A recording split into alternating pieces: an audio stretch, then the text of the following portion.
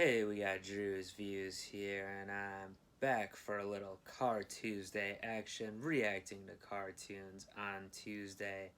And today I'm doing Legend of Korra, Season 2, Book 2, Episode 5, which is entitled Peacekeepers. So, is Korra gonna try to keep the peace this episode? It's not really her normal thing. I mean, I guess the Avatar is supposed to keep the peace, but she's tends to get a little more belligerent, especially when her friends and family are involved, as is the case this season so far. Her uncle Unalak hoodwinked her a little bit, got her to go against her dad and Tenzin.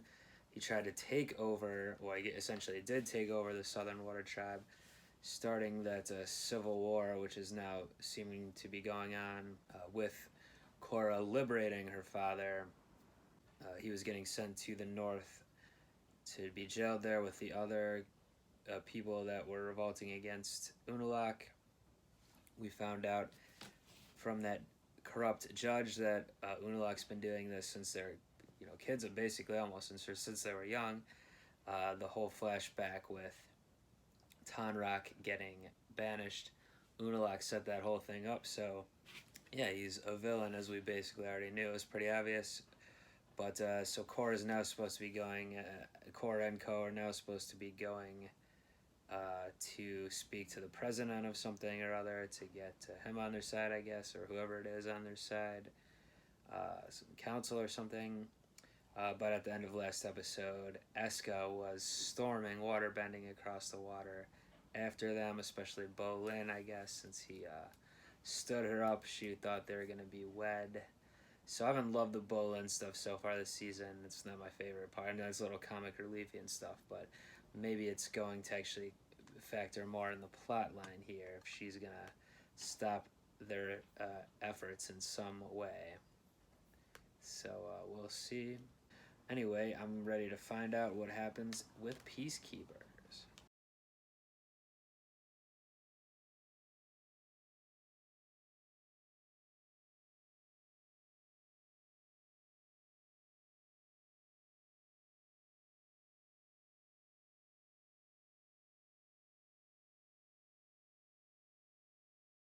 Well, so it seemed like at then they're going the other way, leaving her, even though didn't their dad say he needed her alive. So kind of a cliffhanger there.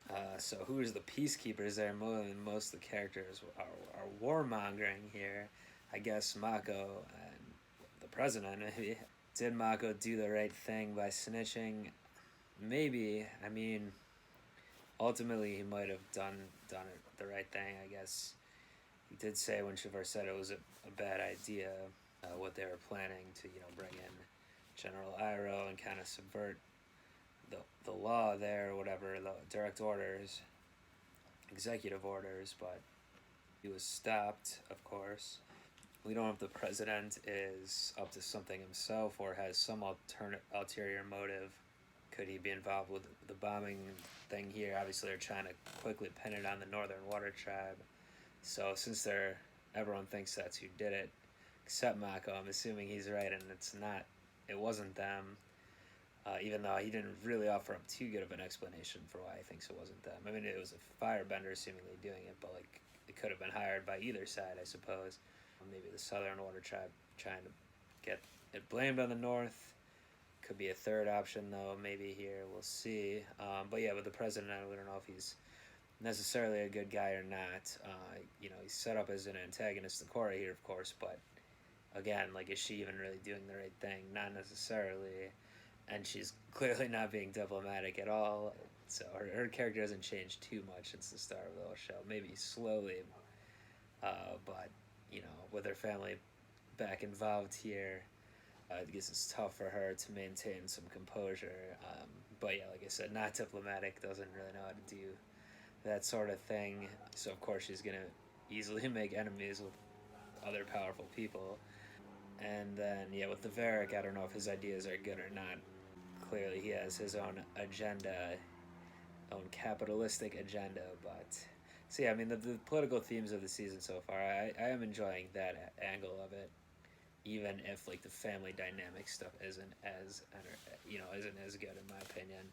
And with Bolin, I was, I was a little tough on him so far this season, some of his antics, but I definitely enjoyed him in this episode. Good episode for him. I think if he's paired up with Varric, that's good.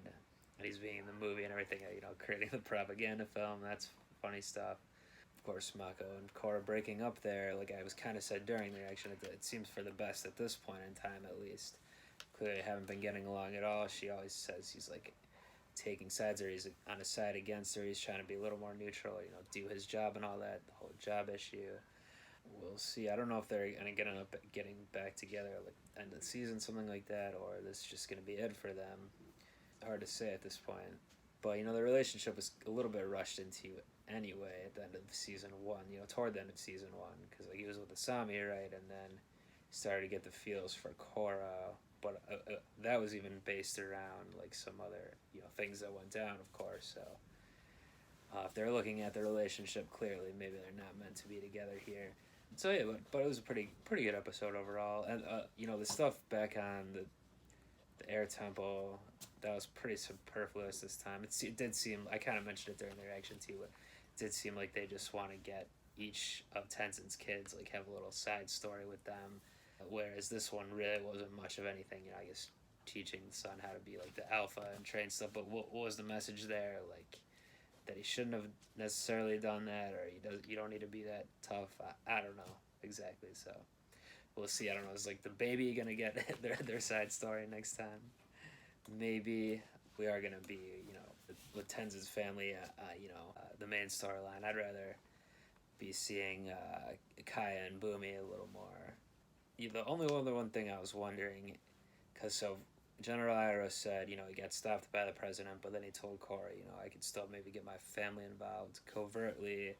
The Fire Lord and the Fire Lord, but he said my mother and my grandfather have always been cool with the Water Tribe. I think he is the grandson of Zuko, right? I was assuming Zuko was dead at this point, but I guess now that I think about it, have we been told that? Maybe not. I mean, Katara's still alive, so maybe Zuko is as well. Or does he just sit referencing him and like maybe his mother is who we haven't met is the Fire Lord currently? I'm assuming we'll learn more about that this season, so that'll be dope too. And yeah, so that was my Peacekeepers reaction there. Do join me back next Car Tuesday for Book 2, Episode 6 of Korra. Do subscribe to the channel if you're not already. Comment anything you like to do like that. But until then, I'm up out of here. Peace.